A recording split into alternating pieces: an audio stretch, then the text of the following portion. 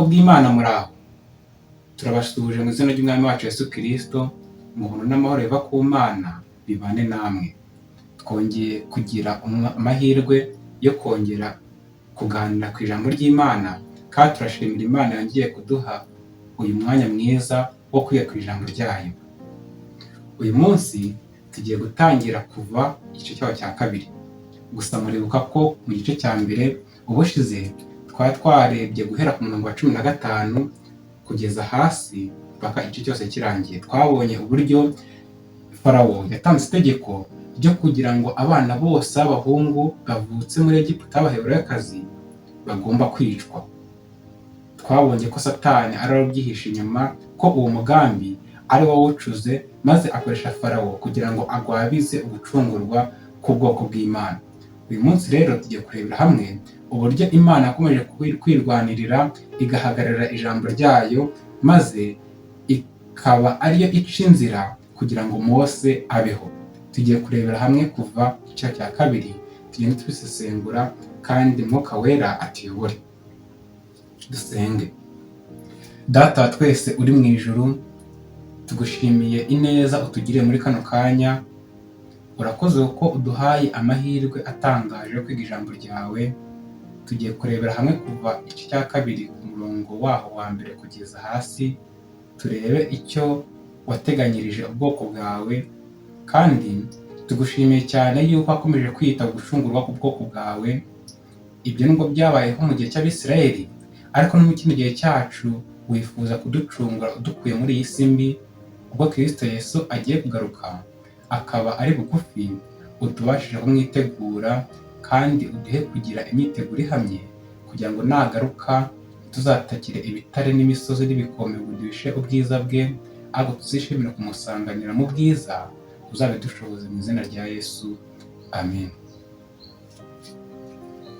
Turebera hamwe mu kuva igice cya kabiri ku murongo wa mbere kugeza ku wa 10. Hari umutwe ugira uti Mose avuka, umukobwa wa Farawo aramurera. Umugabo w'umuryango wa Lewi aragenda arongora umukobwa wa Lewi.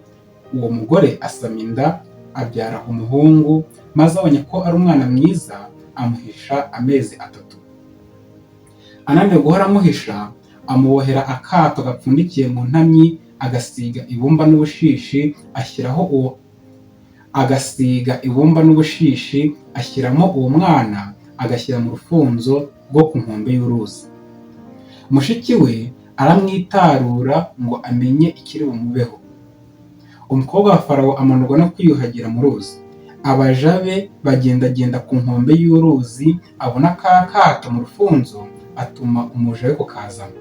Agapfunduye abonamo uwo mwana. Umwana ararira, aramubabarira ati uyu mwana ni uw'Abaheburayo.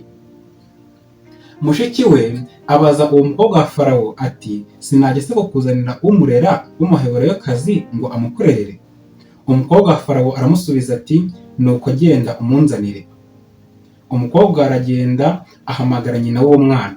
Umukobwa wa Farawo aramubwira ati jyana uyu mwana umunderere, nzaguhemba. Uwo mugore ajyana uwo mwana aramurera. Umwana arakura, amushyira umukobwa wa Farawo, ahinduka umwana we, amwita Mose, ati nuko namukuye mu mazi. Hano mu kuva igice cyaho cya kabiri ku murongo wa mbere kugeza ku wa 10, tumaze kubona uburyo umukobwa wa Farawo ari we wagize uruhare mu gutoragura Mose. Nyina yamuhishe amezi 3 ku nkombe z'uruzi, nuko umukobwa wa Farawo agiye kwiyuhagira atoragura Mose muri ka kato yarabohoye na nyina, kari gapfundikiye ku buryo nta cyari kuba cyahungabanya uwo mwana. Mu gitabo cya Kwambere n'Abahanuzi paje yaho ya 242 ndetse na 243, Ellen White nawe agira icyo abivugaho. Haravuga hati ubwo iryo tegeko ryarimo gukurikizwa bikomeye, Amuramu na Yokebedi, Abisirayeli b'umuryango wa Lewi, babyaye umwana w'umuhungu. Uwo mwana yari umwana wo kuzatuma habaho ibyiza, maze uko ababyeyi bizeraga ko igihe cyo kurekura Abisirayeli bakava mu bubata cyegereje, kandi ko Imana izahagurutsa umucunguzi w'abantu bayo, biyemeje ko uruhinja rwabo rudakwiriye kwishwa. Kwizera Imana byakomeje imitima yabo, nuko ntibatinya itegeko ry'umwami. Byanditswe mu Baheburayo igice cya 11 ku murongo waho 23, niho handitswe ko ababyeyi ba Mose batatinye itegeko ry'umwami. Murumva ko nabo barafite kwizera. Uko kwizera kwabo niko kwatumye nabo bandikwa mu ntwari zaranzwe no kwizera zo mu byanditswe byera. Uwo mubyeyi yahishe uwo mwana amezi 3, noneho abonye ko atazashobora gukomeza kumuhisha ngo bibure kumenyekana, afata agatebo gapfundikiye kabohesheje imfunzo, agahomesha ibumba n'ubushishi kugira ngo amazi atazinjiramo, maze aryamishamo wa mwana, agatereka mu rufunzo rwo ku nkombe y'uruzi. Yatinye kumuba hafi kugira ngo ubuzima bwe n'ubw'uwo mwana butagirirwa nabi. Nyamara mushiki w'uwo mwana witwaga Miriyamu ajya ahitaruye acunga kugira ngo arebe ko hari ikiza kuba kuri musaza we, kandi hari n'abandi barinzi. Amasengesho avuye ku mutima w'uwo mubyeyi yarashyize uwo mwana mu burinzi bw'Imana, kandi abamarayika b'Imana bataboneshwa amaso bagendagendaga hejuru y'aho hantu horoheje uwo mwana yari ari. Abamarayika berekeje umukobwa wa Farawo aho ngaho. Ako gatebo gatoya kamuteye amatsiko, maze areba umwana mwiza wari urimo, ahita yibwira iby'uwo mwana. Amarira y'urwo ruhinja yatumye abigirira impuhwe, maze yumva ababariye umubyeyi utari uzwi wari wagenje atyo kugira ngo akize ubugingo bw'umwana we yari akunze cyane. Yagambiriye kurokora uwo mwana akoresheje kumugira uwe bwite. Umukobwa wa Farawo yataraguye Mose, arangije amugira uwe bwite. Yaramubonye amarira y'urwo ruhinja atuma amugirira impuhwe, nuko yiyemeza kumurokora ngo abeho. Mu kwemeza kumurokora yamugize uwe bwite. Kandi mu makomeye naho zaracyakomeza kuri ya paje niho tugikomeje gusoma, paje ya 242 ndetse na 243, niho tugikomeje kurebera hamwe. Miriyamu yitegerezaga ibiba byose bucece. Abonye ko uwo mwana arebanywe impuhwe, arabegera maze arababaza ati, mbese nta wagushakira umuhebureyakazi ngo amukurerere? Baramwemerera. Nuko mushiki w'uwo mwana yihutira kubwira nyina iyo nkuru nziza, kandi aherako asubira nayo nawe basanga umukobwa wa Farawo. Umukobwa wa Farawo abwira uwo mubyeyi ati, jyana uyu mwana umunderere, nzaguhemba. Mose yigiye amategeko y'Imana muri Egiputa. Nubwo Mose igihe cyaje kugera agashyirwa nyina w'ibwami, ariko akomeje kunamba ku Mana ageze muri Egiputa. Mu gitabo cyitwa Ubusobanuro bwa Bibiliya, volume ya 1, paje 1099, haravuga hati, imbaraga za Mose ni umushyikirano afitanye na soko y'imbaraga zose, Uwiteka Imana Nyiringabo.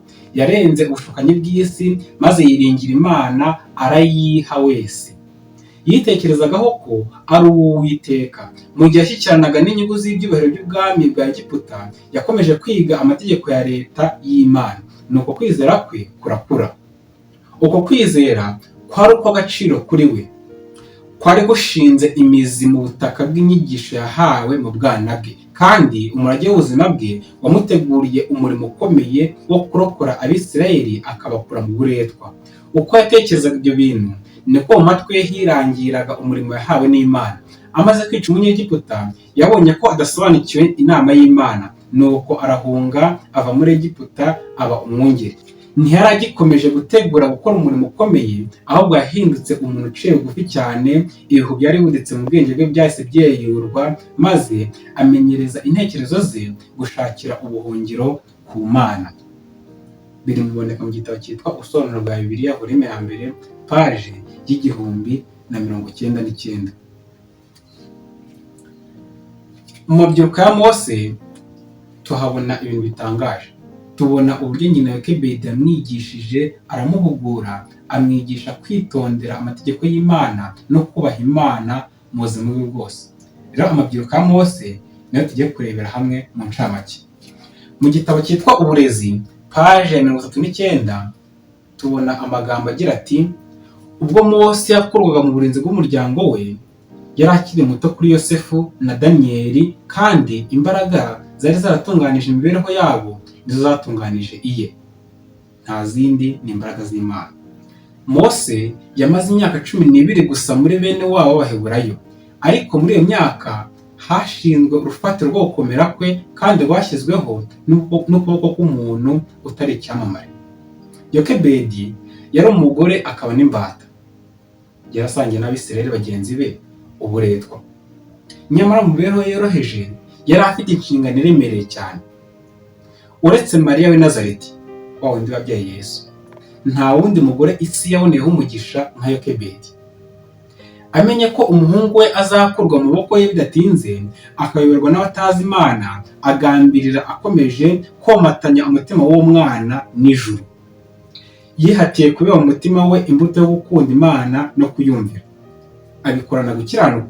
Nta cyitegererezo cyo hanyuma cyagombaga gukurura Mose ngo ahakane amahame y'ukuri yararigishijwe na nyina. Biboneka mu gitabo cyitwa Uburezi, paje ya 39. Kandi nanone mu gitabo cyitwa Ukurambere n'Abahanuzi, paje ya 243, tubona amagambo agira ati: Imana yumvise amasengesho y'uwo mubyeyi, kwizera ko kwabonye ingororano. Afite gushima kwinshi, yahereye ko atangira inshingano ye atekanye kandi anezerewe. Yokebedi ntuhereze Mose mu mudendezo, atikanga, atavuga ngo ari babimenye bagenda bite, ahubwo yabiherewe uburenganzira na nyina w'ibwami. Afite gushima kwinshi, yahereye ko atangira inshingano ye atekanye kandi anezerewe. Yavuguruye uburyo bwo kurerera umwana we Imana akiranutse. Yari azi neza ko icyatumye arokoka ari uko hari umurimo ukomeye yagombaga kuzakora, kandi ko bidatinze agomba kumuha nyina ari we mukobwa w'umwami, akabaho mu buryo butuma ajya kure y'Imana. Ibyo byose byatumye amuhozaho ijisho kandi amwitaho bidasanzwe mu buryo yamwigishaga kuruta uko yitaga ku bandi bana be. Yihatiye kumushyiramo ibitekerezo byimbitse byo kubaha Imana no gukunda ukuri n'ubutabera, kandi agasenga asaba ko uwo mwana yajya kure y'ibishobora kwangiza imibereho ye. Yamweretse ubugoryi n'icyaha byo gusenga ibigirwamana, kandi amwigisha akiri muto kwicisha bugufi, agasenga Imana nzima yo yonyine ishobora kumwumva kandi ikamufasha igihe cyose yatakiye. Biboneka mu Ukurambere n'Abahanuzi, paje 243. Ahangaha tubona inshingano ikomeye n'umurimo uhambaye Yokebedi yari afite, kandi yarawusohoje. Nuko abera isi umugisha, kuko Mose yaje kuba umuntu ukomeye. Muri cya gitabo none cyitwa Uburezi, paje ya 39 na 40, hakomeza hagira hati: Umuhungu wa Yokebedi ava mu rugo ruciye bugufi i Gosheni, ajya mu ngoro ya Farawo, aho umukobwa w'umwami yamwakiririye nk'umwana wifuzwa kandi ukundwa. Mose yabonye amahugurwa ahanitse y'ibya gisivile n'aya gisirikare mu mashuri ya Egiputa. Kubwo uburanga yari afite, igikundiro cy'ishusho ye, ubuhanga mu by'ubumenyi n'imiterere ya cyami no kwamamara nk'umugabo w'ingabo, Mose yahindutse ishema ry'igihugu. Umwami wa Egiputa yari umwe mu bagize umuryango w'abatambyi, kandi Mose nubwo yangaga kwifatanya n'abapagani mu gusenga, yararigishijwe ubwiru bwose bw'idini ry'Abanyegiputa. Ngira ngo murabizi ko Mose, nk'uko turi buze kubibona kandi mwana bisomye mu gitabo cy'Ukurambere n'Abahanuzi, yuko Mose yagiye mu mashuri akomeye, amakaminuza ahambaye yo muri Egiputa, kugira ngo azasimbure Farawo ku ngoma. Niyo mpamvu yarize ibya gisirikare, yarize iby'amateka, yarize iby'ubumenyi buhanitse aribwo bwitwa siyanse. Byose Mose yarabisobanukiwe neza. Icyo gihe rero hano mu Ukurambere n'Abahanuzi nawe itamya ko Mose yari ishema ry'igihugu. Kandi mu kino gitabo cy'Uburezi turimo gusoma, hakomeza hasobanura neza ibya Mose, hagira hati: Mose nubwo yangaga kwifatanya n'abapagani mu gusenga, yararigishijwe ubwiru bwose bw'idini ry'Abanyegiputa. Muri icyo gihe Egiputa ryari ishyanga rikomeye kandi risirimutse kuruta andi mahanga yose. Mose wafatwaga nk'uzaba umuragwa w'ubwami, yagombaga kubona ibyubahiro byose bishobora kuboneka ku isi, ariko we ubwe ahitamo ibiruta ibyo kuba byiza kubw'icyubahiro cy'Imana no gucungura k'ubwoko bwayo bwakandamijwe. Mose ahara ibyubahiro byose byo muri Egiputa, nibwo Imana yatangiye kumutoza mu buryo bwihariye. Tubibona mu Burezi, paje 39 na 40. Kandi none dusoma mu gitabo cy'abakurambere n'abahanuzi paje yaho ya 244 na 245 hasobanura neza ibya Mose. Harakomeza hagira hati: Yokebedi yagumanye uwo muhungu igihe cyose ashoboye, ariko yasabwaga kumutanga amaze imyaka 12 y'amavuko. Bamukura mu kazu gaciriritse bari barimo, maze bamujyana ibwami, bamushyira umukobwa wa Farawo ahinduka umwana we. Nyamara nubwo yari ibwami, ntiyaretse ibyo yabwiwe akiri umwana. Ibyo yigishijwe na nyina ntiyabyibagiwe. Byari ingabo imukingira ubwibone, ubuhemu n'ingeso mbi byari byarahawe intebe aho ngaho ibwami. Mbega impinduka ziturutse ku mubyeyi umwe muheburayo, kandi wari umusuhuke n'umuretwa, ngo ziratanga umusaruro akwiriye hose.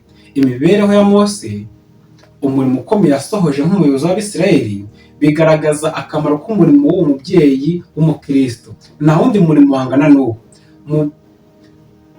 Mu buryo ubwo ari bwo bwose, umubyeyi niwe ufite iherezo ry'abana be mu biganza bye. Umubyeyi agira uruhare rwo gukuza ibitekerezo n'imico, adateganyiriza igihe gito gusa, ahubwo ari iby'iteka ryose. Abiba imbuto izakura kandi ikera ibyiza cyangwa ibibi. Ntashushanya ikintu cy'uburanga ku mwenda cyangwa ngo akibaze mu ibuye ry'agaciro, ahubwo ni ugushyira ishusho y'Imana mu mutima w'umuntu. Cyane cyane igihe abana bakiri bato, inshingano y'umubyeyi ni ukurema imico mbonera yabo. Ibyo bigishijwe bakiri bato bibagumamo mu mibereho yabo yose. Ababyeyi bakwiriye kwigisha no gutoza abana babo bakiri bato kugira ngo bazakure ari abakristo. Twahawe abana kugira ngo tubigishe, atari nk'abazaragwa intebe y'ubwami bw'isi, ahubwo nk'abami bazimana n'Imana ibihe bidashira. Mureke umubyeyi wese yumve ko ibihe bye ntacyo yabigura. Umurimo we uzasuzumwa ku munsi w'urubanza. Ku munsi w'amateka bizagaragara ko ibyaha byinshi n'ubugome bw'abagabo n'abagore ari ingaruka z'ubujiji n'uburangare bw'abari bafite inshingano yo kuyobora ibirenge by'abana mu nzira y'ukuri. Ni nabwo bizagaragara ko benshi bahesheje isi umugisha kubera umucyo w'ubuhanga n'ukuri no gukiranuka babikesha ababyeyi babo basenga kandi b'abakristo.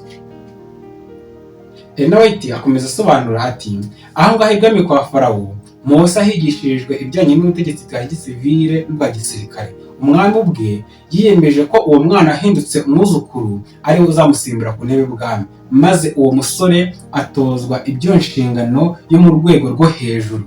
Mu byakozwe n'intumwa igice cya 7 ku murongo wa 22 haragira hati: nuko Mose yigishwa ubuhanga bwose bw'Abanyegiputa, aba ikirangirire mu byo avuga no mu byo akora. Ubushobozi bwe nk'umugabo w'ingabo bwatumye aba ikirangirire mu ngabo za Egiputa, maze muri rusange akagaragara nk'umuntu w'akataraboneka. Umugambi wa Satani wari watsinzwe. Iteka ryo kwica abana b'Abaheburayo ryari ryahinduwe n'Imana kugira ngo itegure kandi yigishe umuyobozi uzayobora ubwoko bwayo. Abakuru b'Abisirayeli bari barigishijwe n'abamarayika ko igihe cyo gutabarwa kwabo cyegereje, kandi ko Mose ari Imana izakoresha kugira ngo asohoze uwo murimo. Abamarayika banahaye Mose amabwiriza ko Yehova yamutoranyirije gukuraho uburetwa bw'abantu be. Kubwe yibwira ko bazabona umudendezo wabo barwanya. Yari azi ko azayobora ingabo z'Abaheburayo bakarwanya iza Egiputa, maze kubera iyo mpamvu yirinda gushyikirana na nyina cyangwa n'umwami kugira ngo atazamubuza gusohoza ubushake bw'Imana.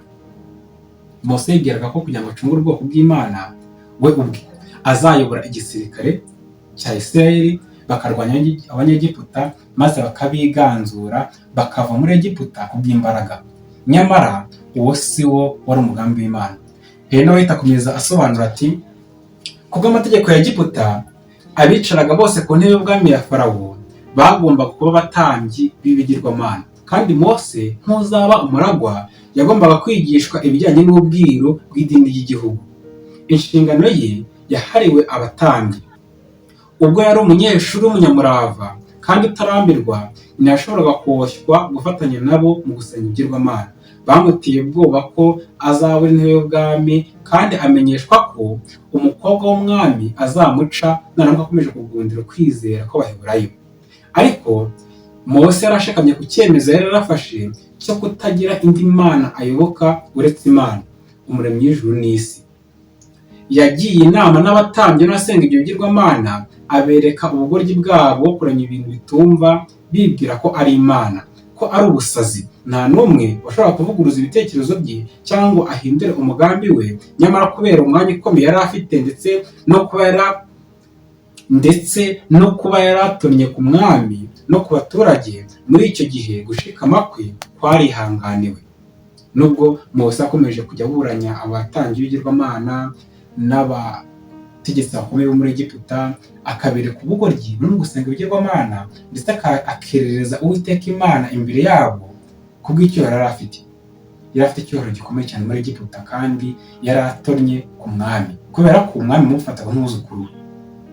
Ibyo byatumye bamwihanganira, ntibamurwanya. Mu Baheburayo igice cya 11 ku murongo 24-26 harasobanura hati: kwizera niko kwatumye Mose ubwo yaramaze gukura yanga kwitwa umuhungu w'umukobwa wa Farawo, ahubwo agahitamo kurenganywa n'ubwoko bw'Imana, abirutisha kumara umwanya yishimira ibinezeza by'ibyaha, kuko yatekereje ko gutukwa muhora Kristo ari ubutunzi buruta ubw'Abanyegiputa babitse bwose, kuko yatumbiraga ingororano azagororerwa. Mose yashoboraga kugira umwanya wo hejuru mu bakomeye bo ku isi, akaba nyambere mu bwami bwabo bwarushaga ubundi bwose icyubahiro, kandi akaba n'umutegetsi wayo. Ubutegetsi buhanitse yari afite bwamusumbishaga abakomeye bose b'ibihe byose. Nk'umuntu wararize by'amateka, ubusizi, ubucurabwenge, ubugaba bw'ingabo n'ubunyamategeko ntari uhwanye nawe. Nyamara n'ubwo isi yari imuri imbere, yagize ubutwari bwo kwanga ibyo bamushukishaga by'ubutunzi, gukomera no kwamamara, ahitamo kurenganwa n'ubwoko bw'Imana aho kwishimira ibinezeza by'akanya gato. Mose yahisemo iby'ijuru, ntahitamo iby'isi, kandi murabizi ko ingororano yahawe ikomeye. Kuko iyo aza kuba Farawo, kuko niko umwami wese wa Egiputa yitwaga, iyo aza kuba Farawo akaba umwami wa Egiputa, akemera kuyoboka idini ry'abasenga ibigirwamana, yari gupfa agashyingurwa muri piramide, agahambanwa n'abami b'Abanyegiputa, maze akaba arindiriye urupfu rw'iteka. Nyamara muzi ko guhitamo iby'ijuru byatumye nubwo yapfuye ataraheze mu gituro, ahubwo yarazuwe ajyanwa mu ijuru.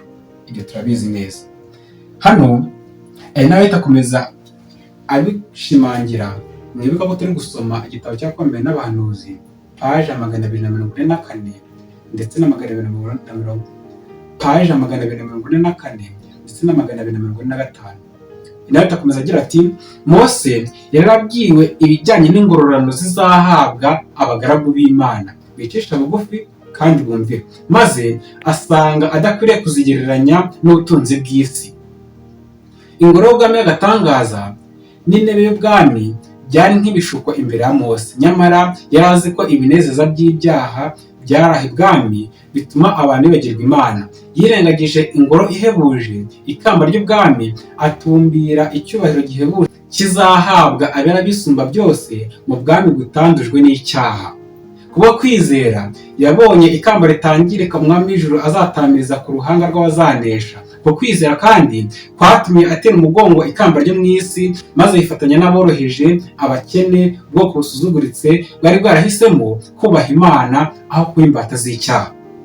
Mose yakomeje kuba ibwami kugeza ubwo agira imyaka 40. Ibitekerezo bye byahoraga byerekeje ku bwoko bwe, kandi yasuraga bene wabo mu buretwa bwabo, akabakomeza abemeza ko Imana izategura uburyo bwo kubacungura. Kenshi yabazwaga no kubona abantu bacirwa kibera kandi bakandamizwa, maze agambirira kuzabitura ibibi byabo. Biboneka mu makomeye n'abahanuzi, paje ya 244 na 245.